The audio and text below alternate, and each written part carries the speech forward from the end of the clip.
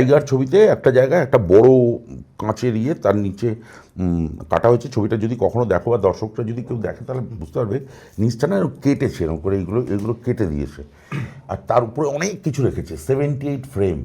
হ্যাঁ, ওই রকম জায়গায় ক্যামেরা, আর আমাকে মারবে ওপর থেকে, আর আমি ওইটাকে ভেঙে নিয়ে পড়বো, পুরো ব্যাপারটা উড়বে, মানে মারাত্মক শট। তো আমি সব গার্ড ফার্ড নিয়েছি, হাঁটুতে গার্ড, সব জায়গায় গার্ড ফার্ড নিয়েছি, নিয়ে শটটা আমি নিজে দেবো, ম্যাক্সিমাম শট নিজে দিয়েছি।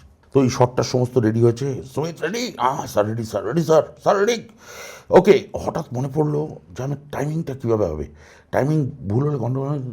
হঠাৎ ঘুরে দাদা এটা হালকা টাচ করে দিও,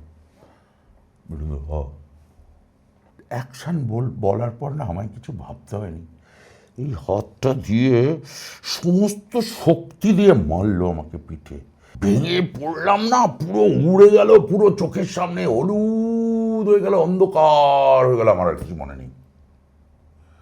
এরপরে যখন আমার জ্ঞান ফিরলো তখন আমি মেকআপ রুমে শুয়ে আছি, ডাক্তার অলরেডি হায়দ্রাবাদ থেকে অন দ্য ওয়ে। হ্যাঁ, আর চোখে তারা তারা দেখছি, এরকম করে ঘুমিয়েছি, পুরো আমার মুখের উপরে প্রচুর লোক। ঠিক আছিস? হ্যাঁ, কোথায়? মিঠুনদার ভয় হয়ে গেছিল, মরে যায়নি তো। তারপরে আস্তে করে বলল, সুমিত টাচটা ঠিক ছিল। আমার জীবনের অরিজিনাল ঘটনা এরকম যদি বলতে বসি না, রাত কাবার হয়ে যাবে। মিঠুন চক্রবর্তীর গল্প, মানে শেষ নেই, কাঁদিয়ে ছেড়ে দেবে একদম, যাকে ধরবে কাঁদিয়ে ছেড়ে দেবে।